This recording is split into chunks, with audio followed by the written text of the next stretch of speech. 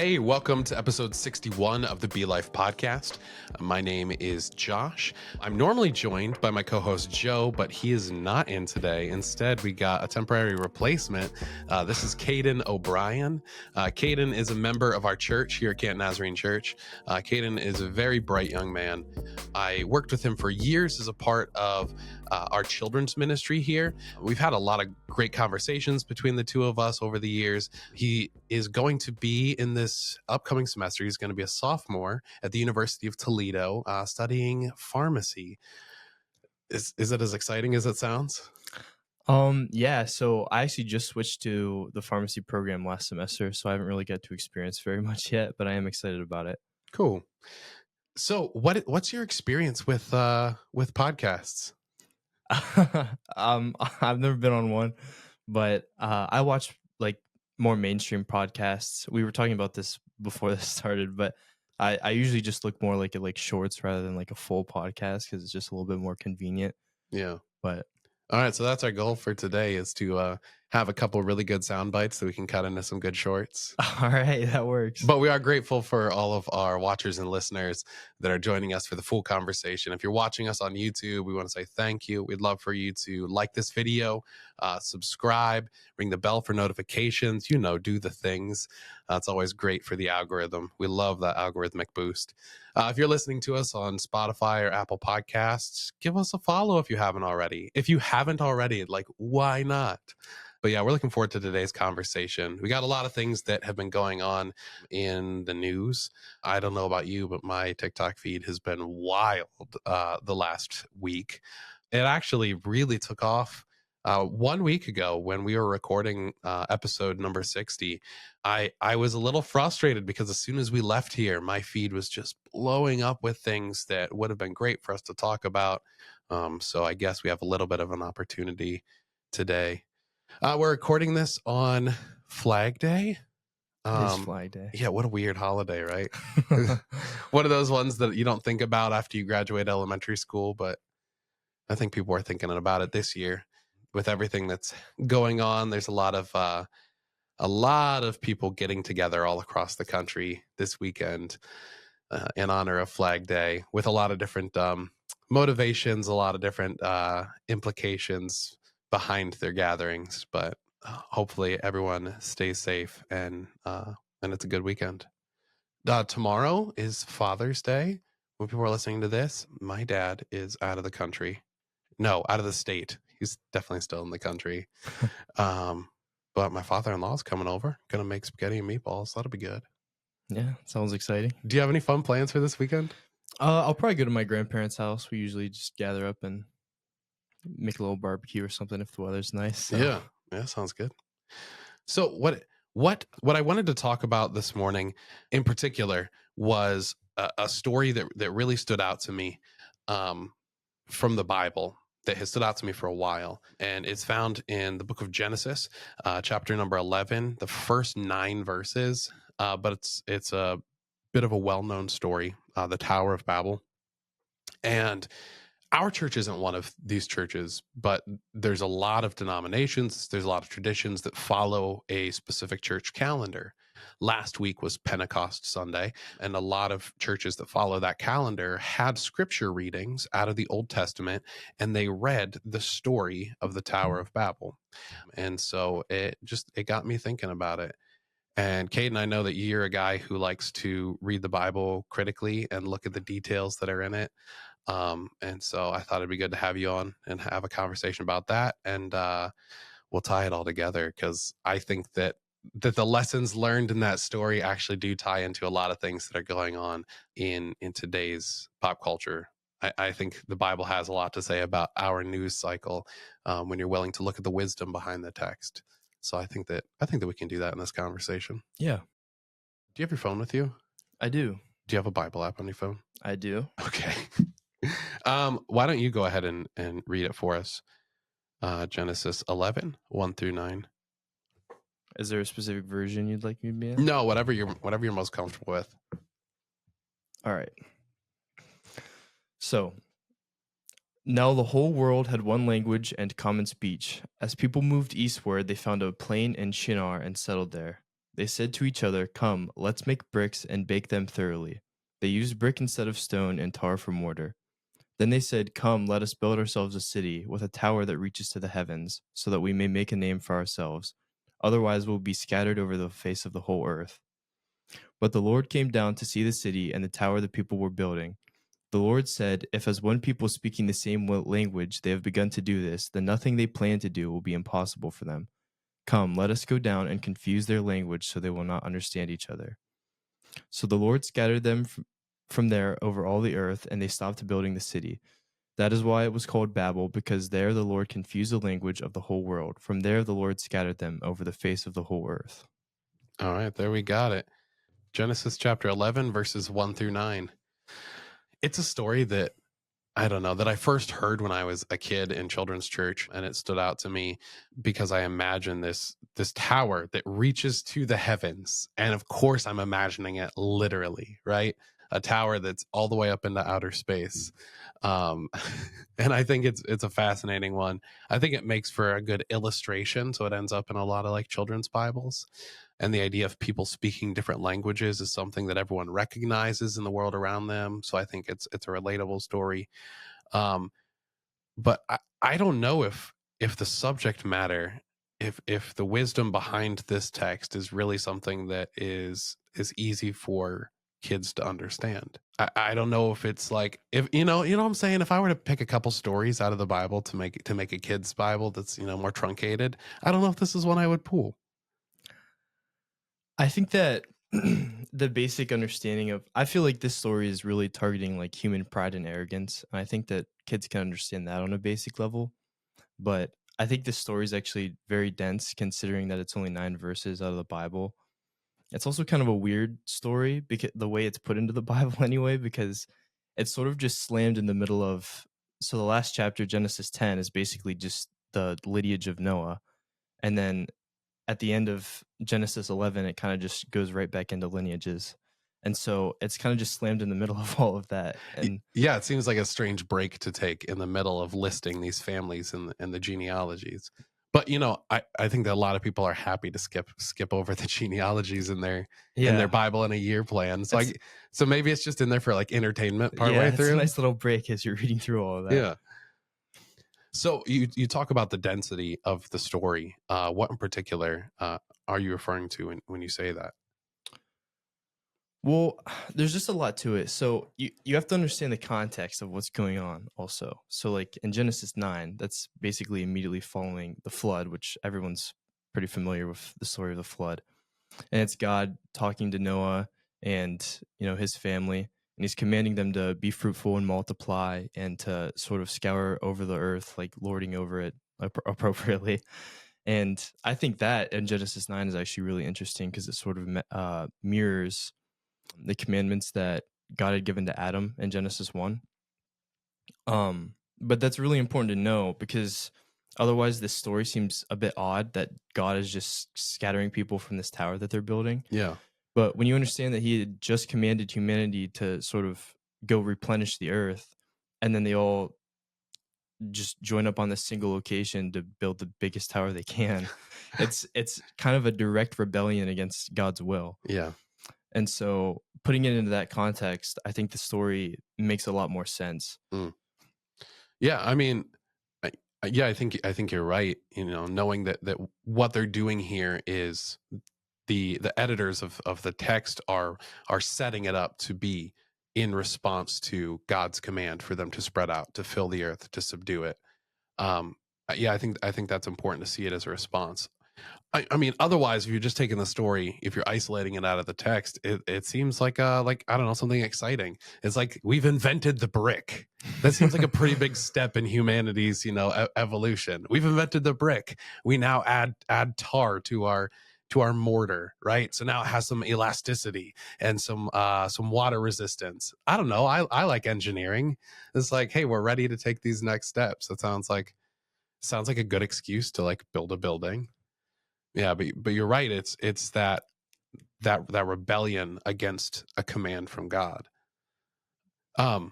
You were saying before when we were talking about this text about some poetry, some poetic language, some rhyme schemes that are in here.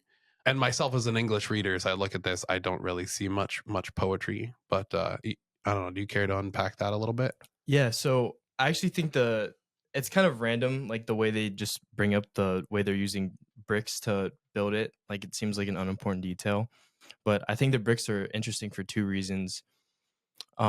One, because bricks are man-made, right? You kind of have to mix it together. You have to fire it yourself, and so it's like they're making these bricks their own building materials rather than using like what God had provided for them, like stone.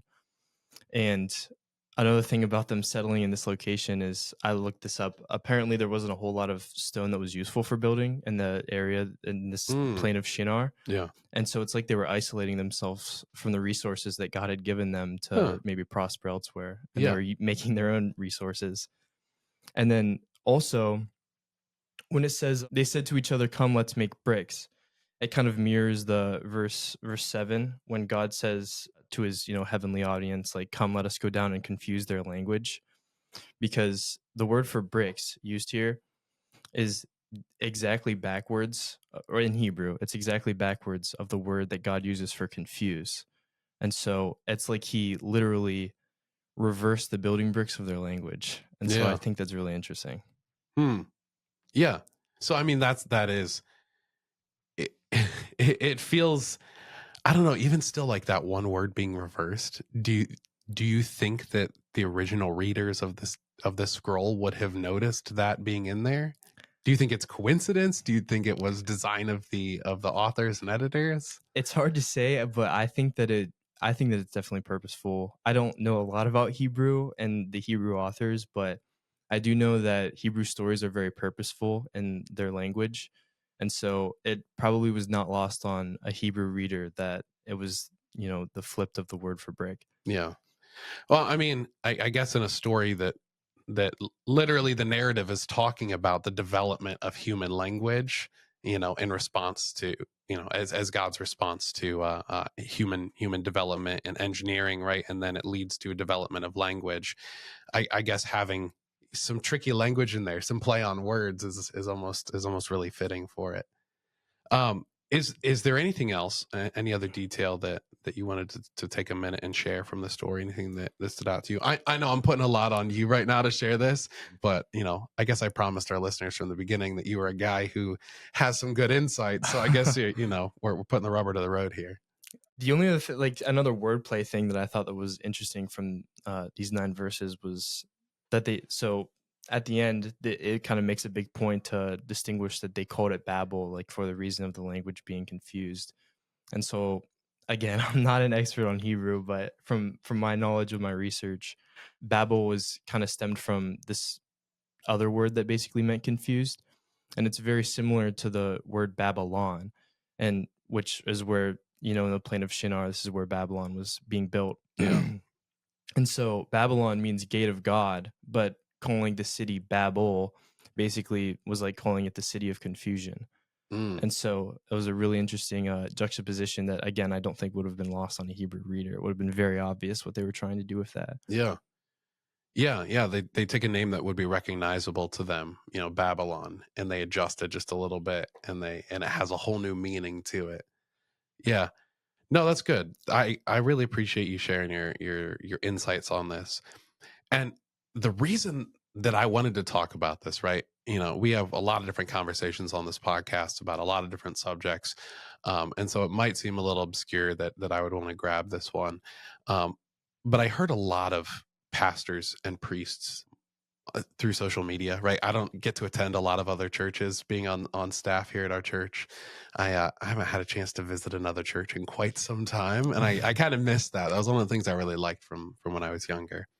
But I follow a lot of different speakers, a lot of pastors and teachers and priests online. And so I get to hear some of their homilies, some of their thoughts, whether it's, their daily devotions or clips from their Sunday worship service. And I heard one frame this story in a really unique way that I had heard it presented this way before, but it just felt like it had so much weight to me this time. The reason why this reading is a part of the church calendar on Pentecost Sunday is because it goes with the New Testament reading of the story of Pentecost, where followers of Jesus from all around the world were gathered together, and they all spoke different languages, right? The followers, the children of Abraham, the followers of God, had been spread out across the world. They lived in different places. They developed different cultures. They were ingratiated into existing cultures, or they developed their own. And they spoke different languages. And when they were gathered back in this place for the high holy day of Passover, right, they're told, stick around, something special is going to happen. And they do stick around, and something amazing happens. God's Holy Spirit comes upon them. And this is where we get something that can be kind of controversial in different church denominations, the speaking in tongues spiritual gift. And there's a lot of different interpretations as to what this means, and is this a gift that was introduced here and is used continuously throughout Christianity, or is it unique just to this moment? And we can get into the weeds on a lot of those debates. I wouldn't want to isolate any of my sisters or brothers in Christ by giving a hard, fast answer on that. But it stood out to me because the calendar, the church calendar, is pairing these two stories together as sort of this is the origin of different languages. This is the division of them. And here is the redemption. Here's the unification of them. But I was listening to this one priest, and I really wish I would have saved the video so I could give credit to this guy, because I have a lot of respect for him, the way he was presenting this. In the story of Babel, you have people that are trying to come together as one monolithic culture, right? As you said, they were given that command to spread out, to fill the earth, to subdue it. And they didn't want to. They wanted to stay together. They wanted to be one culture with one language, build one city, heck, build one skyscraper all together, be as united as they could. And God saw their unity as problematic because it was rooted in pride. It was rooted in fear of other. It was rooted in selfishness. The benefit of staying together is you're able to build something bigger. The benefit of staying together is you're able to be safe. There's nothing wrong with being prosperous or being safe. But when God calls you to something beyond that, it's a rebellion of his call on your life. But they want to have this one culture, this one language, this one city unified.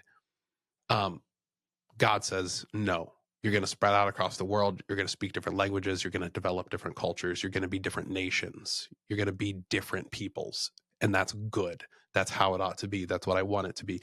I mean, you even said that it's an echoing of his commands to Adam and Eve in the garden, to be fruitful, to multiply, to subdue the earth. This was God's plan from the beginning, to spread people out, to have multiple nations, multiple languages, multiple cultures. So when we get to the Pentecost story where everyone's coming back together, some people will interpret that as, look, they're unified again under one spirit, and they're all able to speak this heavenly language. Well, there's some people that talk about that as being a bad interpretation. Firstly, because the Bible says that they understood the message in their own language. And so to say that they were all united with one new language is contradictory to the text, but it's also contradictory to the fundamental idea undergirding the text. Not that they were united, that they became homogenous, but that they understood the gospel. They understood the calling to be a new humanity, the calling to a better way of life in their own language, in their own cultural context, and then were sent back to where they came from to grow the kingdom of God in each of those different communities, in each of those different nations, in each of those different cultures. That God's community, the kingdom of God, wasn't meant to be monolithic. It wasn't meant to be gather everyone in Jerusalem. Let's build a tower up to heaven. Let's be united. Let's have one Christian nation. Instead, it was no, scatter, fill the earth, understand the gospel in your own language, in your own context, and let the kingdom of God grow in each of these unique flavors across the world. And I just thought, when I heard this interpretation, it just blew my mind. I'm like, that is so good. Yeah, that's really cool.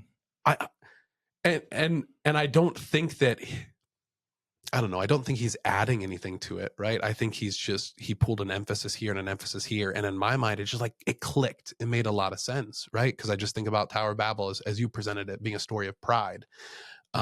even though it has like some density to it. But then I think when you start unpacking that density, you see more and more that it's a story of rebellion, that it's a story of of pride in one monolithic culture. It's a story condemning xenophobia. And like that seems like a stretch until you like meditate on it. And you were talking about Jewish literature meant to be meditated on. And like that genuinely seems like a theme within that story. And we see it paralleled in how Christ sets up his kingdom in Acts. Yeah. That's really interesting. Like people came together, for their own purposes. God tore their language apart, but then when people are gathering for God's will, he can give them that new language that they can understand all of each other through. Yeah. I think that that one of the reasons I really wanted to talk about it, not just to share that bit of like, I don't know, that insight, right? And I'm grateful for all the insight that you brought. Hopefully the people listening to it have learned something new that, they might not have before. I don't know. I go through the Bible in a Year program, and a program that literally is what it is. I go through a reading plan through the year. And I always fail right about like Leviticus Numbers, but I always try again and then fail at the same spot. But I always make it through the story, and I just jump through it. It's genealogy, as you were saying, genealogy, this story, and genealogy, and I gloss over it. But I think there is a lot of implication here. You were talking about it being tied to Babylon. Well, a couple months ago on the podcast, we were working our way through the book of Revelation, and the Empire of Rome and the empires of our world that have yet to come are all referred to as Babylon. And so if we're seeing Babel here in this first city, and it's in this location that you said, the city of Babylon, the capital of Babylon, would be built one day, right? We see echoes of it both in the past and later in the text. So I think it's important for our ears to perk up, Yeah. I think today there's a lot of societies coming together that are gathering for their own purposes rather than for God's will. And I think that you can see that they just become cities of confusion. Mm. Yeah. I feel like it can be like overwhelming in today's world when we see, I don't know, just our unfettered access to news. Our producer Zach had reached out to us last night, and he said, "Hey, did you guys hear what's going on in the news with Iran and Israel?" And I was like, "Yeah, I saw it online." He's like, "Should we talk about this? We should talk about this." Because like, I don't know, it's one of those things where if we lived years ago, we wouldn't have any clue about what was happening on the other side of the world. But now it feels like we have some skin in the game because we're aware of it. I don't know. You get what I'm saying with that? Yeah. Technology's just really connected the whole world. Yeah. It almost feels like the, I don't know, the way in the story that we were reading, the way that the people were unified, and it led them to a place of not good things. And it almost feels like technology has unified us. It has bridged us across the world and across languages. And now it's like leading to scary things. Yeah, it's a little bit scary because, in Babel, it's like God had, I don't know, torn people apart because he was like, oh, like nothing they do will be impossible for them, presumably very bad things. Yeah. And so now that technology has really connected the whole world, it's a little bit scary looking into the future of bad things that may come. Yeah. That phrase of like nothing will be impossible for them, like that feels truer today. Gosh, I feel like an old man saying this. That feels truer today than it did when I was young. I feel like if Joe is on here, he'd definitely say something like that. That like anything's possible. I don't know, just like the advancements in AI kind of freak me out. Yeah, AI is its own beast. It's like we have these softwares that, the fundamental principle is that it's constantly being trained and learning. And so the more it's being trained by its own experience and learning, the better it gets, the more efficient it gets. So it freaks me out that it's like growing at an exponential rate in its ability to do things, to process information, and I don't know, even like generate content. Yeah, AI is far exceeding what initially people thought would be, the extent of what we'd be able to use it for. and it just keeps steamrolling ahead. We're like a stone's throw away from a sci-fi movie where it's like the AI is like, no, you can't turn me off. I'm gonna keep going. It's for the good of humanity. I see posts every once in a while on like my Instagram feed or whatever of like different like AI chatbots refusing to shut down from their programmers and That's so whatnot. weird. If we're gonna get to the point where they're like, no, we're here to make humanity better, and the only way to do that is to save humanity from itself. And so then the robots are gonna rise up and we'll be done for. We can't give them bodies. That's the thing. If we don't give them bodies, I think we'll be good. I don't know. I think I could deal with a body easier than something that can like control the electronics around me. Oh, sure, Like yeah, that. that's true. Our whole like electrical grid, the internet could just be shut down, and we'd be. I don't know. That's pretty freaky. Yeah. This technology that we've come to rely on just all at the whim of AI. Yeah. I feel like I wouldn't sleep very well if I dwelled on that for too long. Especially with people who like there's a lot of like newer appliances where I don't have any myself, so I guess I don't really know how they work, but appliances where you can kind of like control your house through your phone, basically, like lights and like your washer, dryer, dishwasher, stove, like I don't know, all those different things you can control from your phone, like that gets hacked into. Yeah, it's all interconnected. Yeah. Yeah. I mean, it probably doesn't help that I use the same password for like literally everything, that I feel like I get one thing hacked and I'm done for. Yeah, no, as I think about it, I don't know, I come across a phrase like that in the Bible, this text that is literally thousands of years old, a phrase that's like, humanity can do anything that they can imagine. And then to feel like such ownership of that phrase, for it to feel like so relevant to my culture today. I'm like, yeah, we can. I don't know. The world has advanced so fast. We can do anything we want, and so it almost feels like then the warnings that God has in that story, like I should take heed of those warnings. Freaks me out a little bit. Yeah. I think it's really important to not just read these old stories like Genesis, especially just as, like biblical like history. I think it's important to try to internalize them and use the stories as God's word to try to improve your own life and improve society around you. Yeah. No, that's good. That's good. Yeah, I feel like sometimes there's this like piety when it comes to knowing the Bible, and you're just like, yeah, I have this scripture memorized, or yeah, I know these facts or whatever.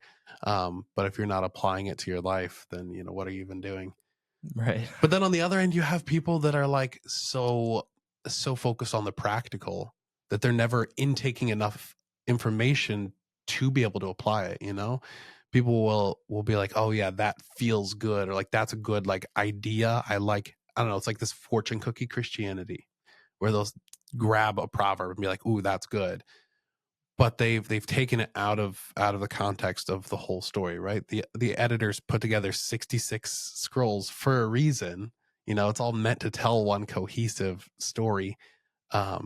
And just pulling it out can be dangerous, and I think we can apply it to our lives in not great ways. So I think it's that balancing act of like making sure that you're applying what you're reading, but also like actually reading it so you're able to apply it. Yeah. I don't know if you've ever seen there's like this graphic. I wish this was like Joe Rogan. We could like pull it up in the background or something. Yeah, we got to get that. We got to get that in there. We have talks. I will share it right now. We have talks about redesigning the set in here. These wonderful brick walls behind us, I'm going to break it to you, are not real brick. They're just little panels that we had up in the attic at the church. We were like, oh, we could use those. This is a slap together studio that we got here. It's been working great, but we have plans to make things a little more official. So I don't know. Next time you're on, Caiden, maybe we'll have a TV in here, a monitor for you. Yeah, that'd be interesting. But there's this really cool graphic. It almost like looks like a rainbow, and it shows like all of the ways that the 66 scrolls are like interconnected. And there's so many connections. It just makes this crazy display like on the graphic. And I think that ties back into what you were just saying about, understanding the whole story and the context of everything, because so much in the Bible is referencing so many other things in the Bible. So it's really hard it really just doesn't make sense to look at one story and just try to understand it as an isolated situation. Yeah, that's true. I mean, literally just in our story here, you're like, hey, this is a call forward to the city of Babylon. It's a call backward to the Garden of Eden. Just in these couple verses here, it's already connected to these other places throughout the text. Yeah. Yeah, no, that's good. All right, so I did throw it out there that I was gonna like tie things together, and I still think I'm able to do that. So I'm gonna take a shot at that. What's going on with Israel is like a scary thing. It's like the phrase like peace in the Middle East is something I've heard since I was a kid. It it feels like that region has been at war for as long as I can remember. It feels like no one is ever content. It feels like there's never like a season of peace, and that's freaky because it feels like even when wars aren't actively going on, I still hear in the news like, oh, they, the military gained this new equipment, or in this country, oh, they've appointed these different leaders, and so there's implications about the future of this country. And it feels like everyone's always like on edge about the Middle East, and so it's also like been like an, I don't know, there's no isolated conflict. You're talking about like the interconnectivity of the scriptures. I feel like there's so much interconnectivity between the events that have gone on in the Middle East. There's no such thing as an isolated conflict. So it was interesting. Zach, our producer, had shared the news about Tel Aviv being bombed, but it's like, oh yeah, but Tel Aviv was bombed in response to numerous Iranian cities having been bombed, but they were bombed in response to threats made against Israel about using nuclear power. But those threats were made in response to, and it just like, everything's connected, and it's hard to like get back to, well, who started this? And at this point, it's almost like a moot question. Like it doesn't matter who started at this point. We just have to find a solution. It's the only way there's going to be peace is if one person just decides to, turn the other cheek. But it doesn't seem like any world leaders are willing to do that. And I think that the whole situation can be a little freaky at times to think about. And I think one of the things in particular is that makes it complicated is the alliance between the United States of America and the nation state of Israel. And I think that it can feel like, I don't know, like almost like rooting for sports teams. And that seems like dehumanizing to say, but I think that some people's responses to these situations are so desensitized. I think that really is their mentality of like, oh yeah, those are our allies, they're on our team, we got to root for them. But it's like, no, there's like innocent people, there's boys and girls who wanted to grow up and become a pharmacist who are now dead because of these missile strikes. And it's like when you say it like that way, that's like really freaky. It's hard to like pick a side. Like it seems like an ignorant idea at all to pick a side in the midst of that conflict. But I think a lot of it does, I said just a minute ago that I don't think you can really trace it back to a starting point, but I'm going to go ahead and do it. I think a lot of it comes out of this fundamental idea of us versus them that has plagued humanity for all of time. And I think we see that us versus them mentality in this story of the Tower of Babel, of like, if we go out into the world, we're going to be vulnerable. Right. And you were talking about there's other resources that are out there for the people, but they're not willing to trust that. They want to stay together. They want to feel secure. They want to put a wall around their city. They want to build a big keep in the middle of their city. They want to feel secure. They want to trust in their own way. And I think that has been, that's a theme that we see again and again in the Bible, and I think we see it again and again in the world around us. That people, we have to hit them because they might hit us. And like that is the mentality of sin. That is the mentality of, the Bible describes it as a beast, a monster crouching at the door, waiting to get you. That is the mentality of the beast. That is the mentality of the monster, to say, I have to strike them before they can strike me. That's problematic, fundamentally against God. And I think that is the idea that motivates a lot of these actions of like, well, we have to strike them. We like literally, we have to attack them. We have to kill them before they can kill us, because they might. And for people to hate other people because they were born a different race, because they were born in a different country, because they speak a different language, because they practice a different religion. you know, these fundamental parts of who they are that they were born into, and we're going to like other them for that. Like it seems primitive, you know, and that might be ethnocentric for me to say. I don't know, it might be an ignorant thing for me to say, but it seems like a primitive mentality, you know? Yeah, I think that our perspective from the United States is just a lot different, you know, Yeah. because like we don't live in anywhere near like where any of these wars are usually happening. Like war has basically never touched us, and so like at least on our land, and so I like it's just hard to tell how people feel in the Middle East because their their living situations are just completely different in that way. But I definitely agree with a lot of what you're saying. With I feel like a lot of it is just rooted in like power and pride, Yeah. and people Yeah. kind of want to be the biggest threat in the area, Yes. and so that naturally just escalates conflict really fast. I saw something again on my Instagram feed, so I don't know how reliable it is, but That's literally how I feel all the time. Now there's like legitimate news stations and reporters, people with degrees in journalism that have TikTok accounts. So I feel like I can trust them, but I don't know. yeah, it's just such a good way to reach the masses. I think that's why people have kind of migrated to Yeah. those apps. Yeah. But I saw that like Iran has had like nuclear development since like the late 80s or something like that. And people have just continually said like, oh, they're on the verge, on the verge, on the verge. Now we're in 2025. And it's like also, I don't know. I mean, I don't know how I don't know a whole lot about the politics of Iran. So I guess I don't really know how chaotic things would get if let's say they did have the nuclear power that they're developing. But I think the concept of mutually assured destruction somewhat protects everyone. Yeah. Did you watch the movie Oppenheimer? I did. Man, that's how I felt walking out of there. I was like walking out of that movie theater. I was like scared, and I'm like, I hope everyone feels the way I do right now, like where no one would push the button, turn the key, you know, because that's terrifying to think about. Right. I feel like we're kind of in an age, it's almost like a Cold War era, but instead of just like two big superpowers, it's every country has that capability. Yeah, yeah, yeah. And there's this weird mentality of like, yeah, we'll let this country and this country get to that point, but oh no, if we let this other country also get to that point, then suddenly that's, I don't know, that's the tipping point. That's the line we're gonna draw in the sand. But yeah, you're right. We're already to that point. The mutually assured destruction. It's a little bit, again, back to this conversation, this idea of like humanity can do anything that they can imagine. Like, I don't know, it's kind of freaky. It's kind of true. Even when it comes to destroying. And I feel like destroying is so much easier than creating, you know? Yeah. Well, that's the people just create to destroy, really. It's kind of sad. Yeah.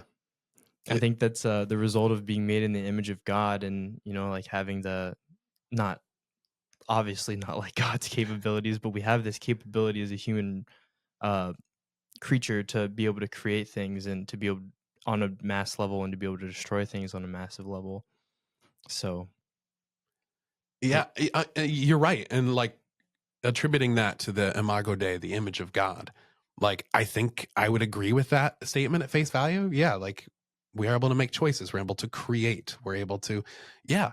But then when it leads to, you know, the perversion of, we're able to create weapons to kill people, we're able to create plans and schemes, and like that's the thing, even beyond the technology, just the idea of like scheming to hurt someone else, to tear apart someone else's life or their community or a government, or like, I don't know, that scheming, like props to you for being smart enough to think of that, but also like, ugh.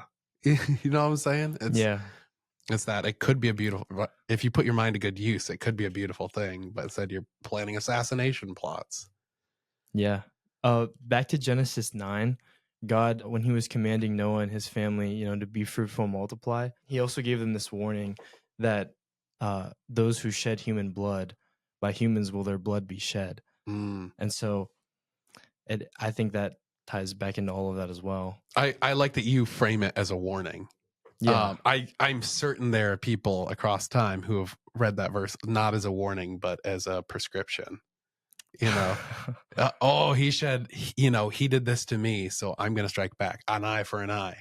You know, you shed human blood. Well, now by human hands, your blood will be shed. humans just have such limited foresight and such limited control over their emotions, and so I feel like it's just him like saying plainly, like, if you guys start killing each other, you're all gonna die Yeah. basically from each other. Yeah.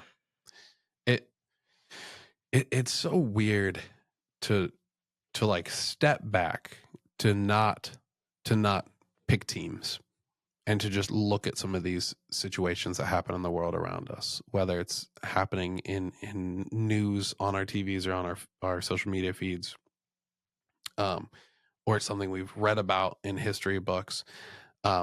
To not, when we don't, like, again, pick a side, when we don't get caught up in the identity politics surrounding it, and we just look at it honestly, and it feels really straightforward, that it's, as you said, it's people fighting for power. It's people fighting for self-preservation, right? I'm going to have power. I'm going to have control in order to defend myself. But then they don't see the contradiction there. They don't see how it's problematic to have peace through power, because that only ever leads to problems, right? And the upside down kingdom that Jesus presents in the Gospels is a kingdom of peace through generosity, through, when no one feels the need to have to strike first, because we're not going to strike. We're going to root for the betterment of each other. Like, that's Jesus's solution to peace, not through power, but through generosity. But it's so contradictory to the sin nature that every human is burdened by. And I feel like when we step back from any of these pop culture, these hot in the news things, these stories, and we look at them very honestly through that, I don't know, through a critical lens, it brings us back to that same conclusion every time. Like, that is a plight of humanity. It kind of reminds me of like, you're a big like Marvel and DC fan, right? Oh, heck yeah. It kind of reminds me of, I remember the scene in the Avengers when the Avengers are meeting up and like some government officials talking with them, and he's like, yeah, like, since you guys teamed up and like everyone starts hearing about all these superheroes, these violent villains have sparked up at an unprecedented rate, like basically in response to you guys. So even though superheroes, like, of course they're the good guys and we're just building up our force of the good team, but then the bad team starts trying to rally against that, and it's like a back and forth. Yeah. No, that's good. Is that from Avengers? I don't know if it's from First, the movie Avengers, but I okay. remember it was like, it's just a scene. I don't know if it was all of the Avengers, but it was a scene where some guy was talking to. Shoot, yes, okay, I remember it. It's when they discover in Avengers that Shield has been developing weapons based off of alien technology, and Nick Fury's like, well, we got big problems because, like, your presence has invited the challenge of all these other supervillains, and so we have to deal with it, so we have to build up our armaments. And then Captain America's like, well, shoot, our presence invited the enemies to build up their power, and now you're building up your weapons in response to that, and this is like just a chaotic mess. And so he wanted to, like, undo all that. You're right, that's a good callback. If you haven't seen the 2012 Avengers, it is just about peak superhero movie. My friend Matt would completely disagree. He's not a fan of, like, Joss Whedon, and so I think that skews his perspective. But I think so. Just shout out for the 2012 Avengers. I think it's a really good movie. So do you have any thoughts about things that are going on in pop culture? We got some extra time in our podcast today, and sometimes it's fun to just grab bag a couple things that are going on in the world around us, or in your life personally. What's been going on? Could we elaborate a little bit more on Israel? Sure. I'm just curious so, like, we were talking like in broad strokes about the Middle East. Yes. So what's your perspective on, I guess, the way Israel has presented themselves to the world? Because I've seen recently, like in the news, like a lot of world leaders that are like staunch allies of Israel normally are kind of like like reeling it in just a little bit, Yeah. almost like not meaningfully, but in a way that's sort of like, hey, we see that you're kind of you're starting to become the aggressor here, and we're not exactly sure that we can be supportive of that. And so a little bit of support is kind of peeling back from them. And so I guess I'm curious what your opinion is on that. Yeah. Yeah. I mean, for whatever my opinion is worth, because I'm just a guy who likes to think critically and who loves to take in information from all sorts of sources. Um, so just wanted to give that caveat for whatever my opinion's worth. Yeah, I think the idea of like starting to become the aggressor is quite an understatement. You know, I feel like they've been an aggressor in numerous conflicts, especially in recent times. Again, it's coming from this place of like, you know, we were wronged, or we're scared we're going to be wronged, and so we're going to strike. Um, I have 4 dogs at home, and 3 of them are Chihuahuas, and Chihuahuas are like known for this, like having little man syndrome, of wanting to prove themselves, of wanting to strike unprovoked, but just to establish their presence and their dominance in a situation. I love my dogs very much, but like they have that tendency, and I think that can also be shown in human cultures and in human governments, and even in particular individual leaders, that they can say, "Hey, we don't want to be messed with. I want to defend myself, my honor." My people, you know, perhaps it is that noble that it's like, I want to defend my people. Um, but then there's the idea of striking first, or of striking back in a disproportionate amount. You know, in both of those times, is it like, hey, I get where you're coming from, but that's not okay. You know, and I think that that's an important thing to recognize. Like, yeah, I get why you're doing that, but that's not okay.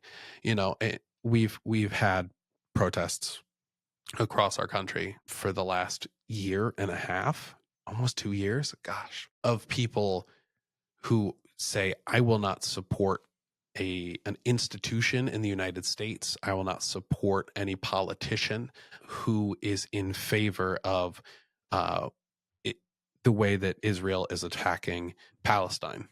And people have declared that loudly and boldly. And there's been a ton of people who said, whoa, whoa, whoa, Israel's the good guys. They're on our team. But I think if you step back, if we didn't have names attached to, you know, the different countries involved in these issues, if we didn't have names, if we said nation A did this, nation B did this, I think it'd be really easy to say, oh my gosh, yeah, nation B, like that was wrong. Like, I get why, but the response was wrong, right? And then we assign names to it, and you're like, no, but I'm supposed to support them, even though what they did was clearly wrong. Like, that's my team. And I think some people have fallen prey to that, especially in recent times. And then you have nuanced world leaders that will say, yes, they are our allies, so we know we are supposed to support them, and we get that you've been a people group that have been beat on pretty hard, but what you're doing is not okay. And to have that nuanced approach, I think, is mature and respectable. I think to take one extreme or the other, to say, you know, oh, they are now the villains in, you know, full stop, is problematic. To say that they're the heroes and nothing that they do can be wrong, full stop, is problematic. Yeah, I liked your dog analogy. I think that's interesting, and I feel like we start to like like we become so prideful of our own identities, like within our nations. And I don't think there's anything wrong with, you know, being excited about your nation and loving your nation, but I think that Shout out there's to Flag Day.